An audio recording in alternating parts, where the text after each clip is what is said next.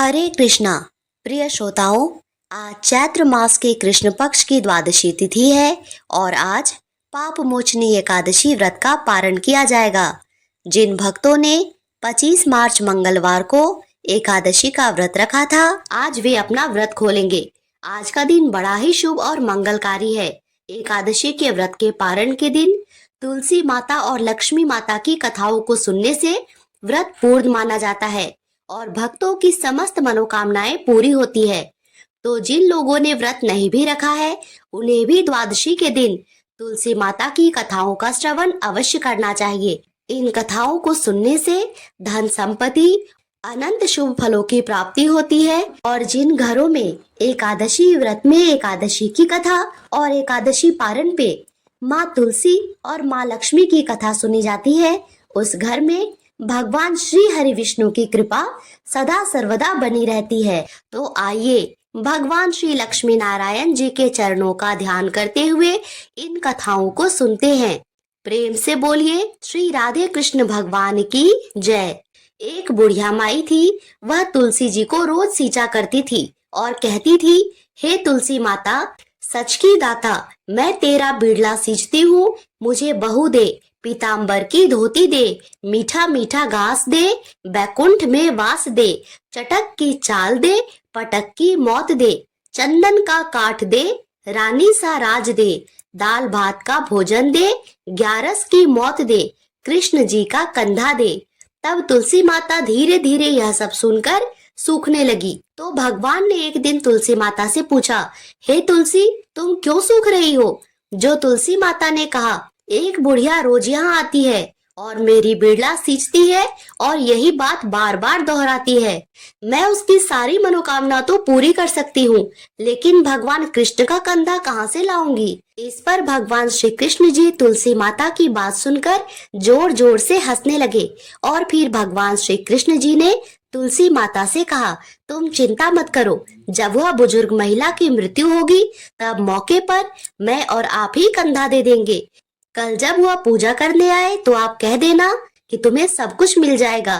कुछ दिनों के बाद वह वृद्ध महिला ठोकर खाकर रास्ते में गिरकर मर गई। जब गांव के लोगों ने उस वृद्ध महिला के मृत्यु का समाचार सुना तो सभी लोग उसके घर पे एकत्रित हो गए। सभी लोग उस महिला को धर्मात्मा मानते थे और तुलसा जी की डोकरी कहते थे, इसीलिए सभी उसके दुख में शामिल होने उसके घर आ गए और उसके बाद सभी गांव वालों ने उसके अंतिम संस्कार करने की योजना बनाई और उसे नहलाकर बैकुंठी पर बैठाने के लिए उसे उठाने लगे।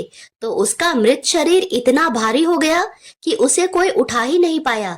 यह सब देखकर गांव के सभी लोग तरह तरह की बातें करने लगे और कहने लगे, यह तो इतना पूजा पाठ करती थी, हर समय माला फेरती थी, इसीलिए क्या यह इतनी भारी हो गई?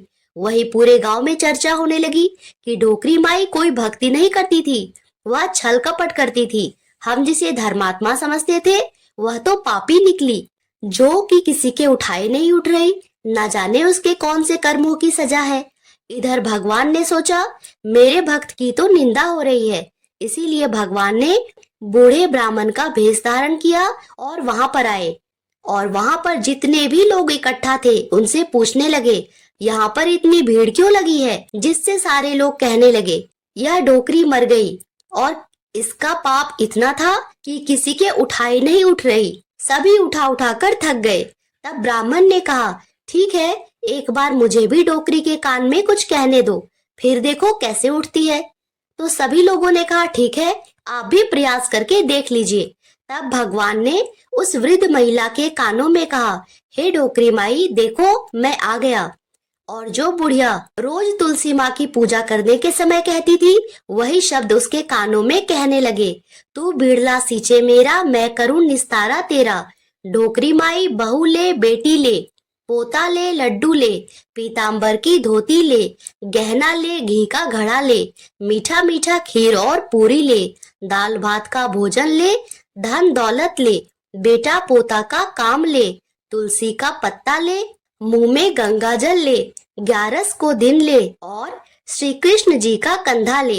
इतना सुनते ही डोकरी हल्की हो गई और भगवान ने बोला, जाओ उसको उठाओ। भगवान ने भी हाथ लगाया और डोकरी उठ गई। सबको बड़ा ही आश्चर्य हुआ। फिर उसे खूब धूमधाम से ले जाया गया। भगवान उसे अपने कंधे पर ले गए। पूरे गांव में इसकी चर्चा होने लगी, जिससे उसको मुक्ति मिल गई और वह बैकुंठ चली गई। सभी लोग देखते रह गए। सभी लोगों ने देखा कि शमशान तक तो ब्राह्मण साथ ही आया था, लेकिन अब वह दिखाई नहीं दे रहा है।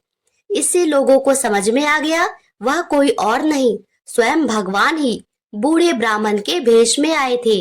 बोलिए श्री राधा कृष्ण भगवान की जय। श्री तुलसी सालिग्राम जी की जय। हे भगवान, हम सब पर अपनी ऐसी ही कृपा बनाए रखना।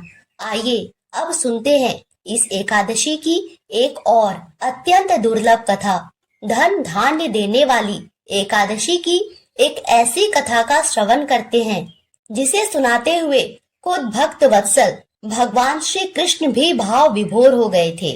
प्रेम से बोलिए बाके बिहारी लाल की जय।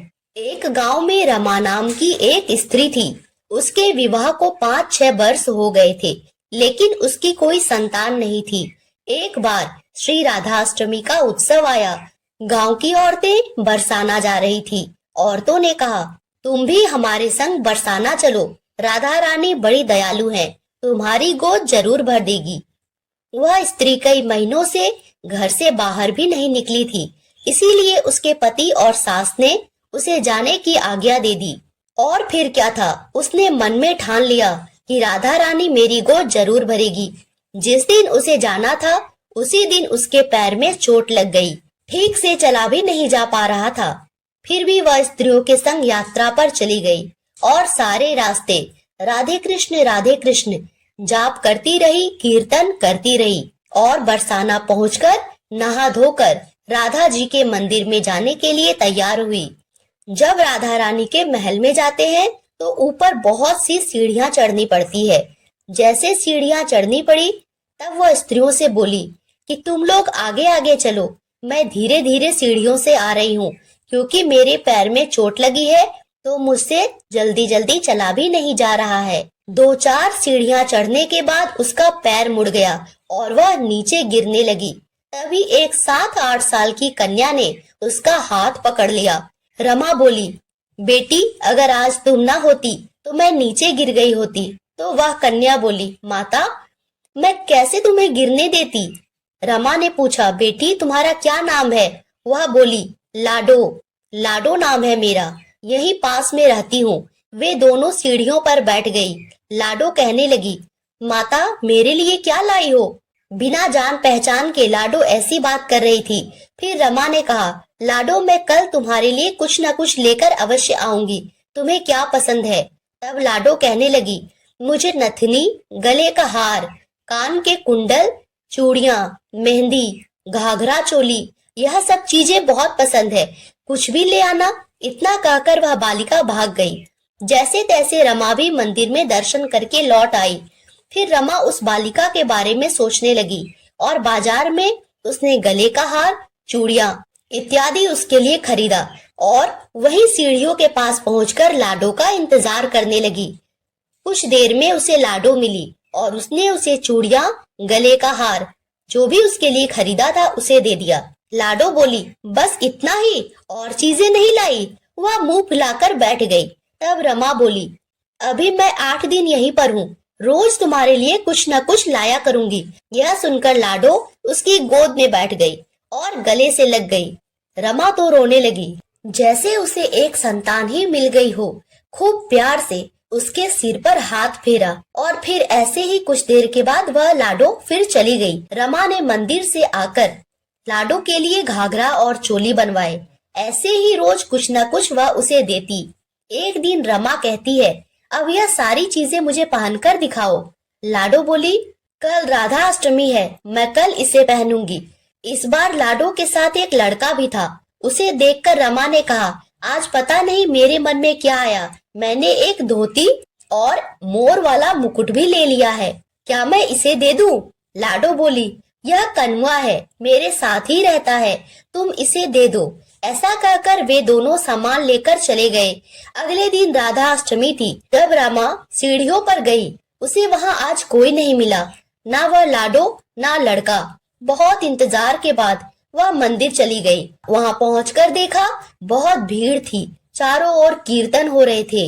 किसी तरह भीड़ को चीरती वह आगे पहुंची। वहां जाकर राधा जी को देखा और ठाकुर जी को देखा तो रमा ने जो जो चीजें लाडो को दी थी वही सारा सामान राधा कृष्ण जी पहने हुए थे।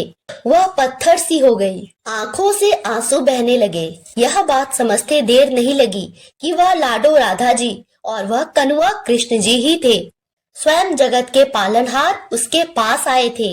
राधा जी उसकी गोद में बैठी थी और उसे मातृ सुख प्रदान की थी। वह तो जैसे बावरी ही हो गई, दिन रात लाडो लाडो कहती रहती, पुकारती रहती, यहाँ वहाँ भागती फिरती और स्त्रियों से बोली, तुम लोग घर जाओ, मैं नहीं आऊंगी। उसकी सास और पति भी उसे लेने आए पर वह साथ नहीं गई। अब तो प्रतिदिन सीढ़ियों पर बैठे बैठे अपने आंसुओं से सीढ़ियों को धोती, पलकों से बुहारती। ऐसा करते करते 30 वर्ष हो गए। एक दिन एक बालिका उसका हाथ पकड़कर ऊपर अटालिया में ले गई। वहां बोलती है तो आ गई, मैं ही हूँ तुम्हारी लाडो। ऐसा कहकर बाहें फैलाकर रमा को बुलाने लगी और अपने गले लगा लिया। उस दिन रमा ऐसे गले लगी कि इस पार्थिव शरीर को छोड़कर सदा के लिए लाडो के पास चली गई। बोलिए भक्त वत्सल भगवान श्री राधे कृष्ण की जय, श्री बरसाने वाली की जय। अब सुनते हैं एकादशी पारण पर माता ग्यारस की कथा, जिसको सुने बिना एकादशी व्रत का पारण पूर्ण ही नहीं माना जाता। तो सभी प्रेम से बोलिए एकादशी माता की जय। एक समय की बात है, एक बूढ़ी अम्मा रहती थी। उसके घर में उसके बेटे, बहू, पोते और पोतिया, किसी चीज की कोई कमी नहीं थी। फिर भी वह एक बार एकादशी का व्रत रखने के लिए जिद करने लगी। घर वालों ने उसे खूब समझाया कि अम्मा अब आपकी उम्र हो चली है, आप एकादशी जैसा कठिन व्रत मत कीजिए, आपको क्या जरूरत है व्रत करने की। तो वह बूढ़ी माई बोली, नहीं, मैं तो एकादशी का व्रत जरूर करूंगी। मैं अपने बेटे, बहू, पुत्र, पुत्रों आदि की सुख सुविधा के लिए व्रत रखना चाहती हूँ। मैं चाहती हूँ कि मेरे बच्चों को किसी भी तरह की कोई तकलीफ ना हो, हमारा घर धन धान्य सुख समृद्धि से भरा पूरा रहे। इस तरह कहकर वह बूढ़ी अम्मा एकादशी का जब दिन आया तो उसने व्रत रख लिया। सुबह सवेरे जल्दी उठकर स्नान किया और उसके बाद में घर के मंदिर में श्री हरि विष्णु के समक्ष घी का दिया जलाकर एक जल से भरा हुआ कलश रखकर श्री हरि विष्णु के चरणों का ध्यान करते हुए उसने अच्छी तरह से व्रत की कथा सुनी और ओम नमो भगवते वासुदेवाय मंत्र का जाप भी किया। उसके बाद में अपने बच्चों के मंगल जीवन की कामना हेतु सूर्य भगवान को अर्घ दिया। फिर पूरा दिन पूजा पाठ करती रही और एक ब्राह्मण के घर पर मिट्टी के पात्र को जल से भरकर और उस ऋतु में उगने वाले फल को दान किया। उन दिनों बहुत ही ज्यादा गर्मी थी। गर्मी के कारण बूढ़ी अम्मा को बहुत ही बेचैनी हो रही थी।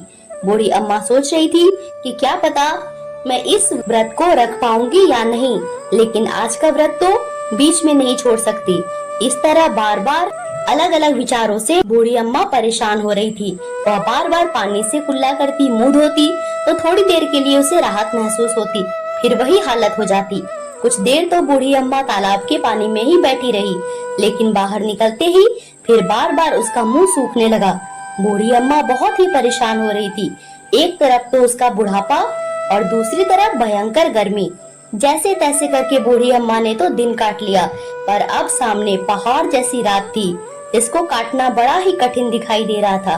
खाट पर पड़ी बूढ़ी माई बार बार करवट बदल रही थी। कभी खड़ी होती, बाहर जाती, कभी अंदर आती, कभी उठती, कभी बैठती। कहीं पर भी उसे शांति महसूस नहीं हो रही थी। वह वापस खटिया पर आकर बैठ गई और एकादशी माता का स्मरण करती रही। कहने लगी, हे माता, आप तो आज मेरी लाज रख लीजिए, मुझे इतनी शक्ति दीजिए जिससे मैं भली भांति आपका व्रत पूर्ण कर पाऊं और यह पहाड़ सी रात शांति पूर्वक बीत जाए। प्यास के कारण बूढ़ी माँ की बेचैनी बहुत ही बढ़ रही थी। उसने बहुत ही धैर्य रखने की कोशिश की, चुपचाप बैठी रही, पर प्यास सहन नहीं कर पाई और उसकी सहनशीलता की सीमा टूट गई और वे घबरा कर एकदम से चिल्ला पड़ी और जोर जोर से कहने लगी, बचाओ बचाओ। तो अम्मा का चिल्लाना सुनकर उसके परिवार के सारे सदस्य वहाँ पर एकत्रित हो गए। अड़ोसी पड़ोसी भी आ गए।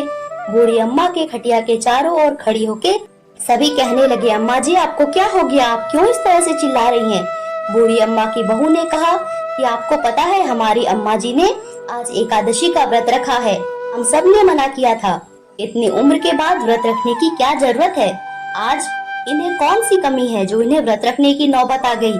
तो सारे लोग कहने लगे, सही बात है अम्मा जी, अब आपकी उम्र हो चली है, व्रत रखने की तो अब आप में शक्ति भी नहीं है, और एकादशी जैसा कठिन व्रत आपके बस की बात नहीं। हम जैसे हट्टे कट्टे भी एकादशी का व्रत रखने में हिचकिचाते हैं, और आपने बिना सोचे समझे एकादशी का व्रत रख लिया। तो बूढ़ी अम्मा कहने लगी, भोजन तो मैं नहीं करूंगी, ना ही पानी पीऊंगी, आज तो लगता है कि मेरे प्राण निकल जाएंगे। ऐसा करो, एक छोटी सी मटकी पानी से भरकर मेरी छाती पर रख दो। यह सुनते ही बुढ़िया का पोता भागकर एक छोटे से घड़े में पानी लेकर आया और अपनी दादी की छाती पर धीरे से रख दिया। छाती पर रखते ही थोड़ा सा आराम मिला। आराम मिलने के कारण बूढ़ी अम्मा को नींद आ गई और सारे कहने लगे, चलो अब तो आराम कर रही है, आधी रात बीत चुकी है, आधी रात और है। अब अम्मा को नींद आ गई, अम्मा के जागने तक सवेरा हो जाएगा। इस तरह सभी अपने अपने घर चले गए। बेटे बहू पोते पोती सब सो गए। तो एकादशी माता सोचने लगी कि बूढ़ी अम्मा बहुत कठोर व्रत कर रही है, दिन भर कितनी परेशान हुई है, फिर भी पानी पीने का नाम नहीं लिया। अब मुझे खुद इनकी परीक्षा लेनी होगी। यह सोच एकादशी माता मुर्गे का रूप लेकर रात को ही बांग लगाने लगी। तो मुर्गे की आवाज सुनकर दादी माँ की आंख खुल गई और उसने सोचा कि भोर हो गई है। वह जल्दी से खड़ी हुई और बाहर आई और आकर आसमान की ओर देखा तो आसमान में कहीं भी उन्हें प्रातःकालीन तारा नहीं दिखा। वह सोचने लगी कि यह मुर्गा क्यों और कैसे बोल रहा है। अभी तक तो जो तारा उगता है, जिसको देखकर मैं अनुमान लगाती हूँ कि सवेरा हो गया है, वह अभी नहीं निकला है, फिर यह मुर्गा कैसे बोल रहा है? यह सोचते सोचते बूढ़ी अम्मा को फिर से जोरों की प्यास लग गई। अब उनका मन विचलित होने लगा, लेकिन उन्होंने निश्चय कर रखा था कि व्रत को तो मैं पूरा करके ही छोड़ूंगी, भले ही मेरे प्राण क्यों ना निकल जाए। यह सोचकर वह बुढ़िया फिर से जाकर खटिया पर लेट गई और एकादशी माता को याद करती रही। तो एकादशी माता ने एक बार फिर उसकी परीक्षा लेनी चाही। इस बार माता रानी एक छोटी सी बालिका का रूप धारण करके एक ग्लास में शरबत लेकर उस बूढ़ी माता के सिराने आके खड़ी हो गई और जोर से बोली कि दादी सवेरा हो गया है, आप हाथ मुंह धोकर शरबत पी लीजिए। तो उस बच्चे की आवाज सुनकर बूढ़ी माता ने आँख खोला तो देखा उसके सिर के सामने एक छोटी सी बच्ची शरबत का ग्लास लेकर खड़ी है। जो इतना अच्छा शरबत देखकर बूढ़ी अम्मा का मन ही ललचाने लगा, लेकिन तभी उन्हें अचानक से याद आया कि आज तो मेरा एकादशी का व्रत है, मैं इस तरह से शरबत नहीं पी सकती। यह सोचकर उन्होंने फिर से अपनी आंखें बंद कर ली और थोड़ी ही देर में उन्हें ऐसा लगने लगा जैसे उन्हें किसी ने कुएं में पटक दिया है। वे बड़ी देर तक उस कुएं में हाथ पांव चला रही है और मुंह को जोर से भींचकर बंद कर रखा था, कहीं पानी की बूंद मुंह में ना चली जाए। इस तरह से वे अपनी दृढ़ता पूर्वक व्रत का पालन करती रही। थोड़ी देर में अचानक से अम्मा को लगा जैसे सामने आग जल गई हो, जिससे भारी गर्मी हो रही हो, प्यास के कारण प्राण निकल रहे हैं, लेकिन बूढ़ी अम्मा ने फिर भी पानी नहीं पिया। वह चुपचाप बैठी रही। थोड़ी ही देर में बूढ़ी अम्मा ने देखा कि बाहर प्रकाश दिखाई दे रहा है, ऐसा लग रहा है जैसे सवेरा हो गया। अम्मा ने फिर से बाहर निकलकर देखा तो अम्मा को समझ में आ गया कि सवेरा होने में अभी थोड़ी देर है। यह जानकर वह शांति पूर्वक इधर उधर घूमने लगी। तरह तरह से परीक्षा लेकर एकादशी माता को भी पता चल चुका था कि वह बूढ़ी अम्मा किसी प्रकार से अपने व्रत को नहीं तोड़ेगी। तो ग्यारस माता ने प्रसन्न होकर बूढ़ी अम्मा को आशीर्वाद दिया, जिसकी वजह से अम्मा के बचे हुए 2 घंटे बड़े ही सरलता पूर्वक निकल गए और फिर सवेरा हो गया।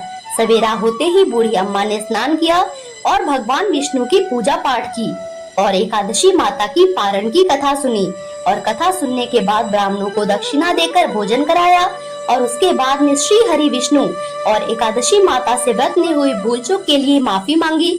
उसके बाद जाके जल ग्रहण किया, फिर अपने व्रत का पारण किया। तो अम्मा को एकादशी माता के उस श्रेष्ठ व्रत का इतना पुण्य फल प्राप्त हुआ कि बूढ़ी अम्मा की आयु में तो वृद्धि हो ही गई, उनका सारा परिवार भी खुशहाल हो गया। अब कोई अभाव नहीं था, धन धान्य से परिपूर्ण घर हर तरह के सुख सुविधाओं से संपन्न हो गया।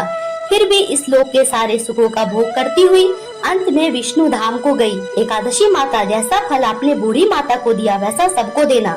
जो भी इस व्रत को करता है, आपकी यह कथा सुनता है, उसकी समस्त मनोकामना पूर्ण करना। जैसे एकादशी माता ने बूढ़ी माता और उसके परिवार को हरा भरा सुखी संपन्न किया, ऐसे ही एकादशी माता हम सभी की मनोकामना को पूर्ण करे। बोलिए एकादशी माता की जय। श्री तुलसी शालिग्राम की जय।